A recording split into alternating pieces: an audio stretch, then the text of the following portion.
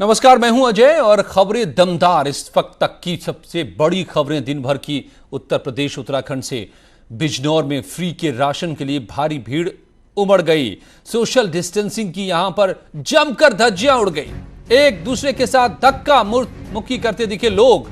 लेकिन जरा देखिए बांटने वाले किस तरीके से बांट रहे हैं राशन को। यह तो भयानक है। राशन बांटने से पहले इंतजाम क्यों नहीं किए जा रहे? क्यों नहीं सोशल डिस्टेंसिंग का पहले पालन कराया जा रहा है? इस तरीके से भीड़ में अगर लोग बाहर निकलेंगे तो फिर क्या मतलब रह जाता है लॉकडाउन का? यह तस्वीर बिजनौर की। घोर लापरवाही यहां पर उन लोगों के द्वारा जिन्होंने यह राशन बांटने का काम किया, कोटेदार ने। क्या उनको मालूम नहीं, जानकारी नहीं कि इस बीच सबसे पहले सबसे ज्यादा जरूरी चीज है एक दूसरे से दूर रहना? और यहां देखिए किस तरह से टूट पड़े लोग और उन्हीं के बीच बोरियां फेंकी जा रही हैं अनाज की।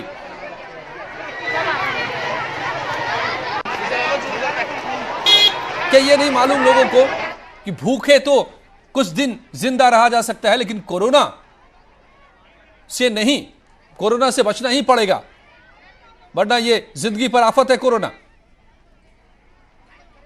चंद किलो अनाज के लिए कैसे टूट पड़ रहे हैं लोग। न लोगों को परवाह और ना ही इन कोटेदारों को। एफआईआर दर्ज होनी चाहिए ऐसे कोटेदारों के खिलाफ। कैसे इस तरीके से बांटा जा रहा है?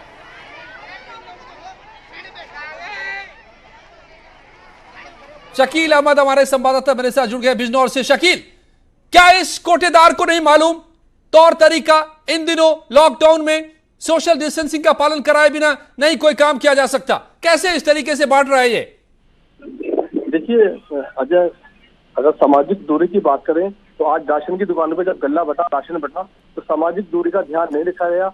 इससे नियमों की धज्जी उड़ा दी गई और जो अधिकारी हैं वो मौन करके बैठ गए। इससे ये लगता है कि जो कोरोना वायरस की बीमारी है जिसे रोकने के लिए काम किया गया है वो काम ठीक तरह से नहीं हो रहा है। नहीं तो ये राशन दुकानदार को तुम क्या इंस्ट्रक्शन नहीं है? क्या इतनी सी बात का पता नहीं है? देश का बच्चा बच्चा जान गया है। बाल सैनिक हमें वीडियोस बना के भेज रहे हैं, सबको कह रहे हैं कि एक दूसरे से दूर रहिए, फिर ये ऐसे कैसे बांट रहा है? देखिए अजय जी, ये बड़ी लापरवाही सामने आई है कोटेदार की और इस पे जो है एक्शन होना चाहिए, क्योंकि जिस तरह से बीमारी फैल रही है और इस बीमारी को फैलने भीड़ से लोगों को रोका जा रहा था, लेकिन भीड़ इकट्ठी है और भीड़ से ही गल्ला बांटा जा रहा है। तो ये बड़ी लापरवाही सामने आई है और निश्चित रूप से इसमें जो है जो उच्च अधिकारी हैं उसमें इनको एक्शन होना चाहिए। तो बिजनौर में तो बड़ी आबादी अब खतरे की जद में है। इस तरीके से जो लोग यहां पर दिखाई दे रहे हैं, अगर एक भी कोरोना पॉजिटिव इसमें हुआ गलती से तो फिर तो न जाने कितने लोगों के बीच फैले। तो यहां पर अथॉरिटीज क्या कर रही हैं? हेल्थ डिपार्टमेंट क्या कर रहा है? सबको एक्शन में आना होगा। हेल्थ डिपार्टमेंट और डीएसओ जिला पूर्ति अधिकारी, इन सब लोगों को एक्शन में आना होगा, तब इस बीमारी को काबू किया जा सकता है, उस बीमारी से लड़ा जा सकता है। नहीं तो एक भी अगर पॉजिटिव हुआ कोरोना तो सब में बीमारी फैल जाएगी और सब लोगों को बचाना मुश्किल पड़ जाएगा। बिजनौर में ये देखिए नासमझी की हद करते लोग, जानलेवा नासमझी है ये। और कैसे ये कोटेदार इस तरीके से बांट रहा है। फ्री राशन बांटने से पहले इन सभी को बताना होगा कि आप कैसे राशन बांटे और कैसे नहीं बांटे। और योगी सरकार ने एक नया रिकॉर्ड आज बनाया है। एक दिन में बड़ी संख्या में गरीबों को सरकार ने राशन बांटा है। 1 करोड़ से ज्यादा लोगों को राशन देकर सरकार ने एक नया कीर्तिमान रचा है। 68,000 मीट्रिक टन अनाज को पूरे प्रदेश में बांटा गया है, जिसका फायदा 33 करोड़ परिवारों को के 1 करोड़ 60 लाख लोगों को मिला है। इन आंकड़ों के सामने आने के बाद, जब तक ये आंकड़े सामने आए हैं, बांटने का सिलसिला जारी था।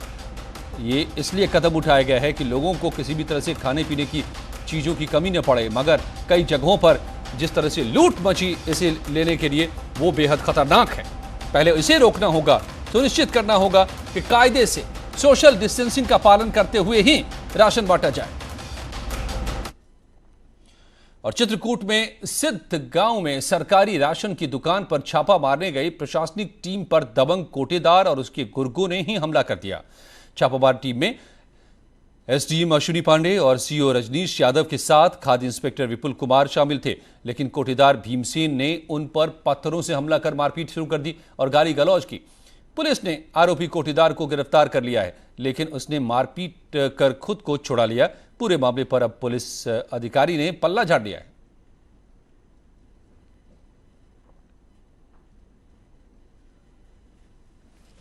और योगी सरकार लगातार एक्शन में दिख रही है। जब से तबलीगी जमात का मामला सामने आया है, सरकार और प्रशासन लगातार एक्शन मोड में है। इसका असर जमीन पर दिख रहा है। योगी सरकार ने बड़ा ऑपरेशन चलाकर जमात के 569 लोगों की अब तक पहचान की है। 218 विदेशी नागरिकों की भी पहचान हुई है। सभी टूरिस्ट वीजा लेकर अलग अलग वक्त पर आए मगर जमात में शामिल हुए।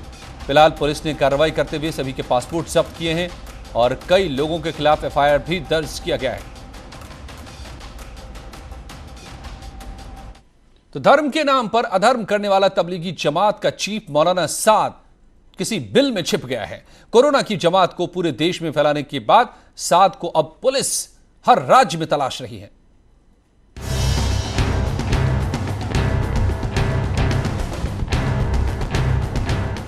देश में कोरोना की महामारी के बीच तबलीगी जमात का कोरोना कैरियर बनना सरकार के लिए आफत साबित हो गई है।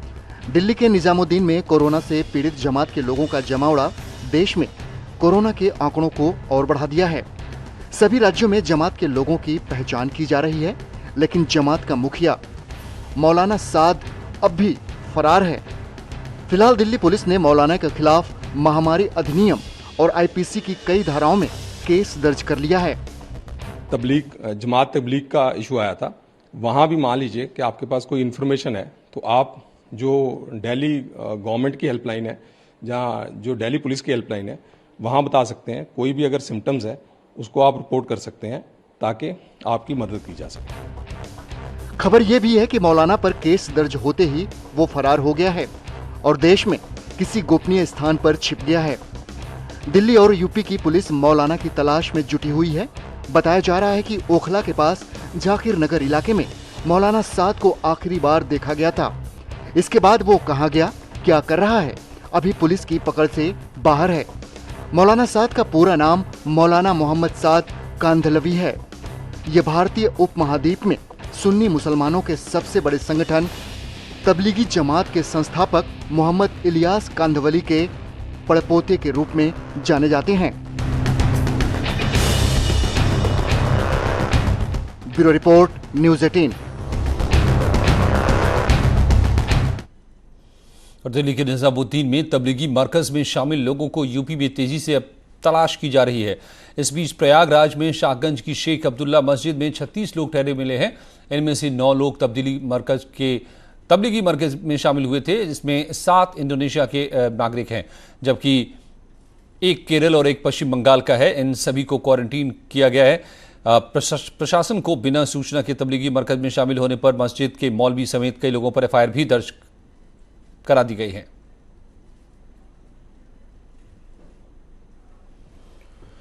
और चंदौली में प्रशासन ने क्वारंटीन कैंप बनाया है। सरकार लगातार कोशिश कर रही है ताकि लोग व्यवस्था को बनाए रखने में मदद करें, लेकिन प्रशासन व्यवस्था को बनाए रखने में फेल भी होता दिख रहा है। आरोप है कि क्वारंटीन कैंप में बनाए गए खाने में कीड़े मिले, जिसके बाद लोगों ने हंगामा कर दिया।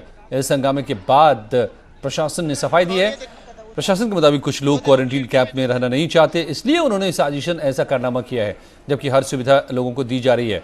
दरअसल दीनदयाल नगर में एक निजी डिग्री कॉलेज को क्वारंटीन कैंप में तब्दील किया गया है, जहां 203 लोगों को रखा गया है। ऐसे में सवाल ये भी लोग उठा रहे हैं कि सोशल डिस्टेंसिंग का क्या हुआ जब प्रशासन इन्हें मेंटेन करने में नाकाम साबित हो रहा है। कुछ 2-4 लड़के हम लोग 2-3 दिन से ऑब्जर्व कर रहे हैं कि मिसक्रिएंट टाइप के हैं, थोड़ा मिस इन्फॉर्मेशन स्प्रेड कर रहे हैं पूरे ग्रुप में किसी न किसी बात को लेके। अभी इन्हीं लड़कों द्वारा क्या किया गया कि ऊपर छत पर जो है वो गेट वाल्व तोड़ दिया गया और सारा पानी बहा दिया गया और फिर ये कहा गया कि साहब पानी नहीं है। फिर अभी हम लोग जो है उसको ठीक करवाए हैं और पानी दोबारा भरवाएं। तो सेम जो ये लड़के हैं उनके द्वारा ये अफवाह फैलाई गई कि वहाँ पर जो है खाने में जो है कीड़ा निकला है चावल में। तो इस तरीके की कोई बात नहीं है। मुगलसराय के क्वारंटाइन हाउस में आज 203 लोगों ने हंगामा किया और हंगामे के पीछे की वजह उन्होंने ये बताई कि खाने में कीड़े निकले हैं। साथ ही पानी और अन्य बुनियादी सुविधाओं का टोटा भी वो गिना रहे हैं। उन्होंने वीडियो बनाया और वीडियो वायरल किया जो मीडिया तक पहुंचा। इस पूरे मामले पर ज़िले के आला अधिकारियों का कहना है कि ये पूरी तरीके से प्लान किया हुआ है। इस क्वारंटाइन किए गए लोगों में 3-4 लोग ऐसे हैं जो यहाँ रहना नहीं चाहते और उन्होंने इस तरीके की साजिश की है। जिला प्रशासन का और एक बात ये कहना है कि खाने में जो कीड़े निकले गए हैं वो उबलने के दौरान रहेंगे नहीं। ऐसे में जिला प्रशासन को ये भी बताना चाहिए कि जो फोटो वायरल हुई है उसमें जो कीड़े दिखाई पड़ रहे हैं वो आए कहाँ से। कुल मिला के ये एक बड़ी लापरवाही है और जिला प्रशासन अपने आप को बचाने के लिए तमाम तरीके की कहानियां रच रहा है। फिलहाल मौके पर स्थिति शांत है और लोगों के एंटरटेनमेंट की भी व्यवस्था कर दी गई, ऐसा जिला प्रशासन का कहना है। चंदौली से न्यूज़ 18 के लिए नितिन गोस्वामी। और अब आपको दिखाते हैं देश विदेश और प्रदेश की 10 बड़ी खबरें। दुनिया में कोरोना मरीज अब तक 8,74,000 से ज्यादा हो चुके हैं। कोरोना मरीज की तादाद अब 8,74,000। दुनिया की 180 देशों में कोरोना ने पैर पसार लिया है। देश में कुल कोरोना मरीजों की संख्या 1,637 तक पहुंच गई है। पिछले 24 घंटे में 386 नए मरीज सामने आए हैं। देश भर में अब तक 38 कोरोना मरीजों की मौत हो चुकी है। देश में 132 लोग ठीक होकर घर भी लौटे हैं। यूपी में कोरोना मरीजों की संख्या बढ़कर 113 हो गई है। 16 जिलों में यूपी में कोरोना के मरीज अब तक मिले हैं। 2 मरीजों की कोरोना से मौत हो चुकी है। उत्तर प्रदेश में 17 ठीक हुए हैं।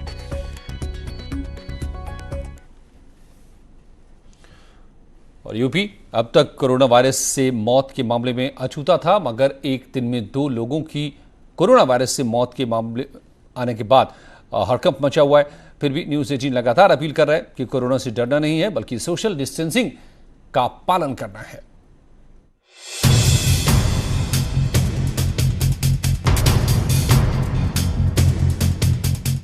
कोरोना वायरस लगातार अपना असर दिखा रहा है। यूपी में भी कोरोना के मरीजों की संख्या हर दिन गुजरने के साथ ही बढ़ती जा रही है। सबसे बड़े प्रदेश में मंगलवार तक मौत की खबर नहीं थी, लेकिन अब तक 2 लोगों की मौत होने की पुष्टि हो चुकी है। देश में सबसे कम उम्र की मौत का मामला यूपी में सबसे पहले आया है। बस्ती के रहने वाले 25 साल के युवक ने गोरखपुर के बीआरडी मेडिकल कॉलेज में दम तोड़ा है, जबकि बिहार में एक 38 साल के व्यक्ति की मौत का मामला सामने आया है। वहीं मेरठ के मेडिकल कॉलेज में भर्ती 72 साल के व्यक्ति की कोरोना वायरस की चपेट में आने से मौत हो गई। लेकिन इस मामले को लेकर लापरवाही बरतने का मामला सामने आ रहा है। रविवार को जब युवक बीमार होने की शिकायत लेकर पहुंचा, तो डॉक्टरों ने युवक को कोरोना वार्ड में भर्ती नहीं किया। जब लक्षण दिखे, तब जाकर उसे कोरोना वार्ड में शिफ्ट किया गया, जहां 12 डॉक्टरों ने उसका इलाज किया, जिनको क्वारंटीन किया गया। दरअसल बस्ती के रहने वाले युवक की मौत के पीछे एक वजह और भी मानी जा रही है, क्योंकि युवक आमतौर पर बीमार रहता था। रविवार को सांस फूलने की शिकायत के बाद बीआरडी मेडिकल कॉलेज में भर्ती हुआ, जहां हालत बिगड़ने पर आईसीयू में शिफ्ट किया गया, लेकिन उसे बचाने में डॉक्टर कामयाब नहीं हो पाए। Bureau report, news 18। तो प्रदेश की जनसंख्या को देखते हुए यूपी सरकार लगातार कड़े कदम उठा रही है। कोरोना की गंभीरता को सरकार और प्रशासन दोनों समझ रहे हैं, क्योंकि एक बार हालात बिगड़े तो संभालना मुश्किल हो जाएगा। ऐसे में सरकार ने सबसे पहले कामगारों के लिए कदम उठाया। लेबर डिपार्टमेंट के जो रजिस्टर्ड कंस्ट्रक्शन लेबर हैं, आपको मालूम है कि उनको खाद्यान्न का वितरण करना है। उसमें भी 44,354 लोगों को वितरण करके लगभग 733 मैट्रिक टन गेहूं और 518 मैट्रिक टन चावल का वितरण करते हुए 1,252 टन खाद्यान्न का वितरण कर दिया गया। म्यूनिसिपैलिटीज में, नगर निकायों में जो रजिस्टर्ड डेली वेज लेबरर हैं, उनके लिए भी 52,432 लोगों को जो है कार्ड होल्डर्स को जो है बांट दिया गया है और करीब करीब जो है 791 मैट्रिक टन गेहूं और 549 मैट्रिक टन चावल, कुल मिला के 1340 मैट्रिक टन जो है खाद्यान्न का वितरण कर दिया गया है।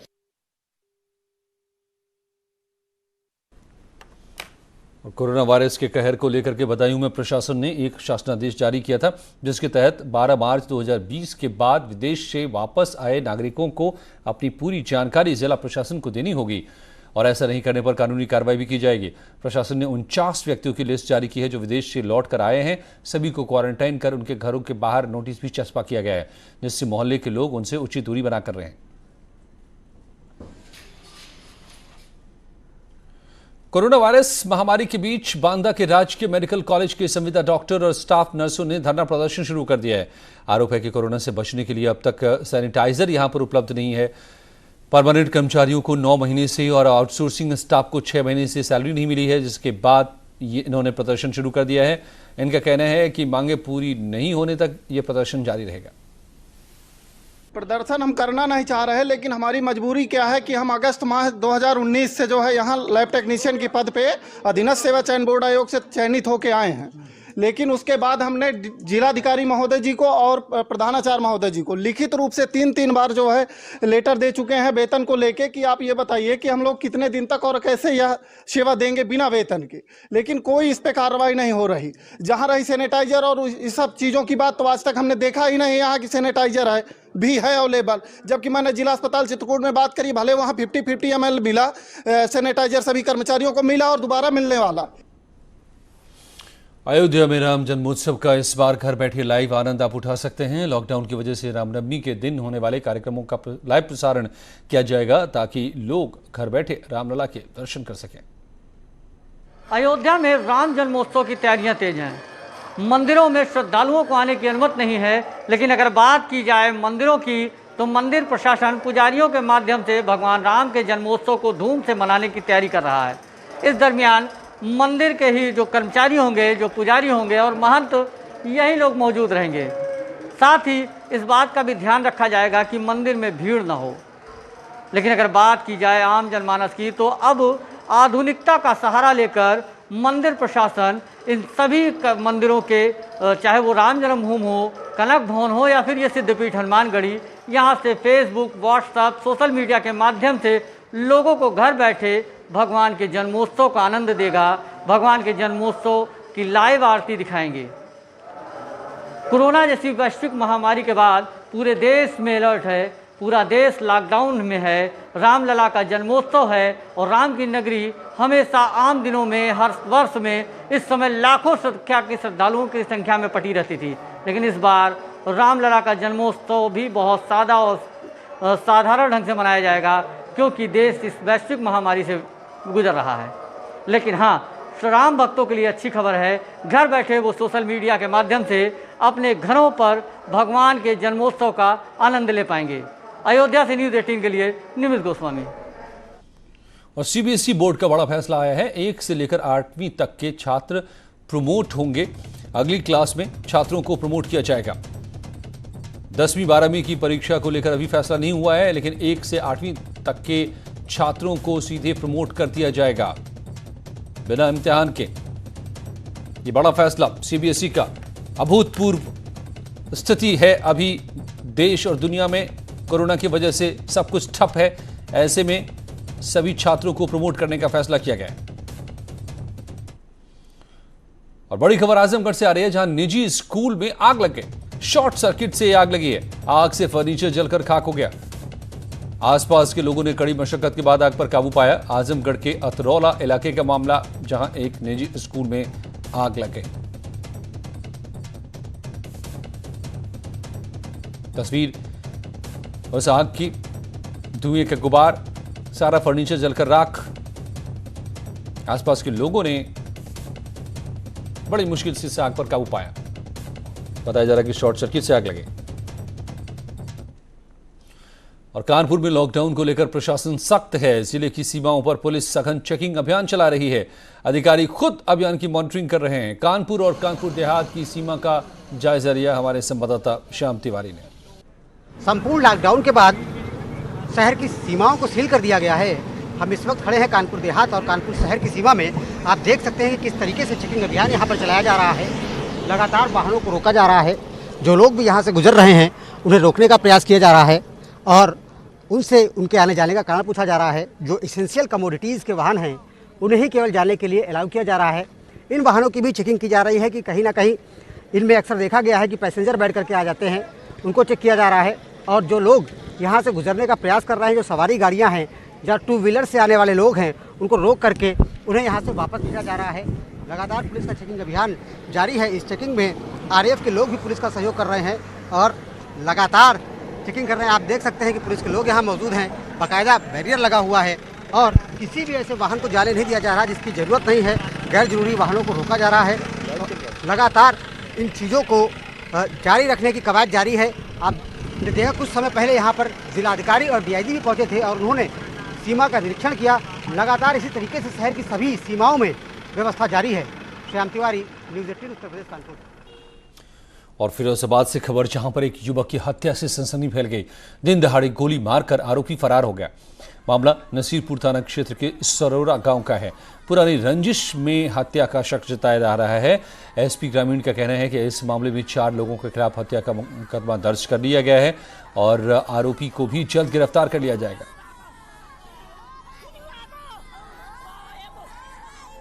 खेतों में एक राजवीर नामक व्यक्ति की गोली मारकर हत्या हुई है।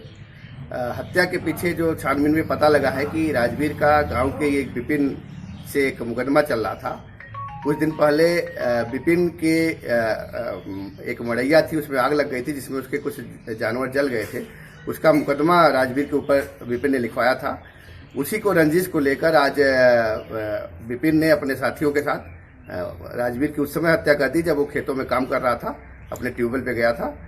इसमें राजवीर के परिजनों ने विपिन आदि के 4 लोगों के खिलाफ हत्या का मुकदमा दर्ज कराया है। और लखनऊ से बड़ी खबर आ रही है। नशे में धुत युवक ने हवाई फायरिंग कर दी। पुलिस ने युवक को गिरफ्तार कर लिया है। युवक का नाम अरुण सिंह बताया जा रहा है। आरोपी युवक से लाइसेंसी रिवॉल्वर बरामद हुआ है। विभूति खंड की घटना, लखनऊ में नशे में धुत युवक ने हवाई फायरिंग की। लाइसेंसी रिवॉल्वर बरामद किया गया है। पुलिस ने इस शख्स को गिरफ्तार भी कर लिया है। एटा से खबर, जहां जिला जेल में एक कैदी की मौत से हड़कंप मच गया। हत्या के मामले में आजीवन कारावास की सजा काट रहे 69 साल के कैदी महावीर की अचानक तबियत बिगड़ने से मौत हो गई। फिलहाल मौत की वजह हार्ट अटैक बताई जा रही। जिला जेल प्रशासन ने शव को पोस्टमार्टम के लिए भेजा है।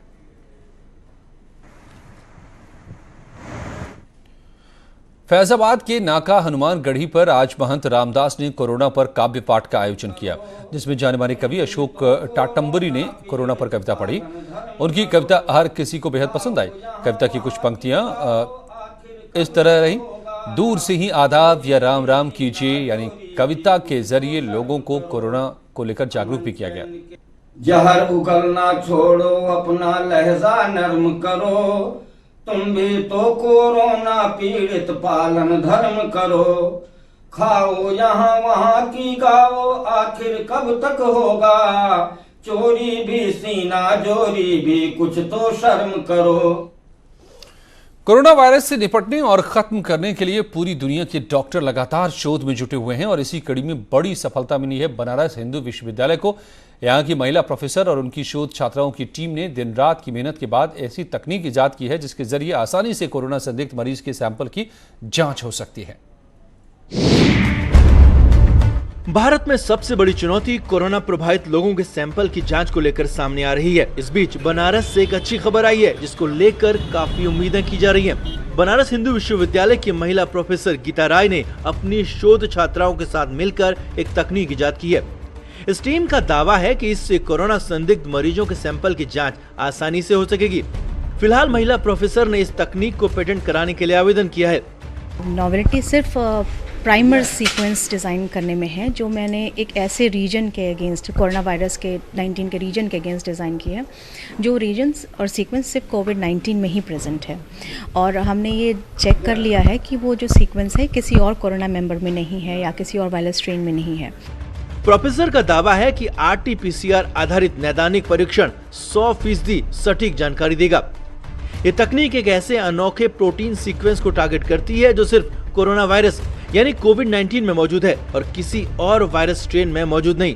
अभी हालत ये है कि अभी अगर आपको पूर्वी यूपी की बात करें तो अलग अलग जिलों की जो भी संदिग्ध हैं उनकी जो रिपोर्ट्स है वो बीएचयू आती है और बीएचयू से रिपोर्ट की जांच होने के बाद, सैंपल जांच होने के बाद उन जिलों में जाते हैं। तो ऐसे में एक समय लग रहा है और जब ये तकनीक आ जाएगी तो वो समय कम लगेगा और हर जिले में जांच की, सैंपल जांच की सुविधा हो जाएगी। कैमरा पर्सन पंकज सिन्हा के साथ उपेंद्र द्विवेदी, न्यूज़ 18 वाराणसी।